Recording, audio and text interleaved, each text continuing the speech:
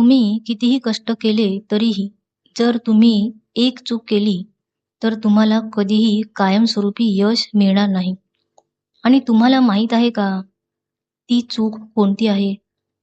आपण सर्वजण आयुष्यात एक गोष्ट नेहमीच करतो. जेव्हा जेव्हा आपण अपयशी ठरतो, आपण त्याचे खापर नशिबावर फोडतो. आपण म्हणतो की लोकांनी आपल्याला साथ दिली नाही. आपण आपल्या परिस्थितीवर दोष टाकतो. पण तुम्ही कधी स्वतःला हा प्रश्न विचारला आहे का? ती चूक खरोखर नक्की कुठे झाली होती? नेपोलियन हिल यांच्या द लॉ ऑफ सक्सेस या पुस्तकात एक अत्यंत सखोल विचार मांडला आहे. जोपर्यंत एखादी व्यक्ती आरशात स्वतःकडे पाहत नाही आणि आपल्या स्वतःच्या चुका मान्य करत नाही, तोपर्यंत तिला कधीही खरे आणि टिकणारे यश मिळणार नाही. उदाहरणार्थ, तुम्ही परीक्षेत नापास झालात आणि तुम्ही म्हणालात, पेपर खूप कठीण होता. पण त्याचे खरे कारण काय होते? तुमच्या प्रयत्नांमध्ये सातत्याचा अभाव होता. तुम्हाला प्रमोशन मिळाले नाही आणि तुम्ही म्हणालात, माझा बॉस पक्षपात करतो. पण सत्य काय आहे? तुम्ही तुमची स्किल्स अपग्रेड केली नव्हती.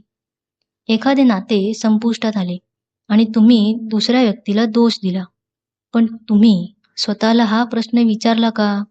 तुम्ही स्वतः खरोखरच पुरेसे प्रयत्न केले होते का? ज्या दिवशी तुम्ही असे म्हणाल, हो, ती चूक माझीच होती आणि मी ती नक्कीच सुधारणार आहे, त्याच दिवसापासून तुमच्या आयुष्यात बदल घडू लागतील. दुसऱ्यांना दोष देणे सोपे असते, पण स्वतःकडे पाहणे हीच यशाची सुरुवात असते. आज एक गोष्ट करा, आरशात पहा आणि स्वतःला एक प्रामाणिक प्रश्न विचारा. मी खरोखरच माझे 100% योगदान दिले का? कमेंट्समध्ये लिहा, मी स्वतःमध्ये बदल करण्यास तयार आहे. हे लक्षात ठेवा, यश बाहेर कुठेही सापडत नाही, ते तुमच्या अंतर्मनात खोलवर दडलेले असते. तुम्हाला फक्त ते स्वीकारण्याचे धैर्य हवे असते.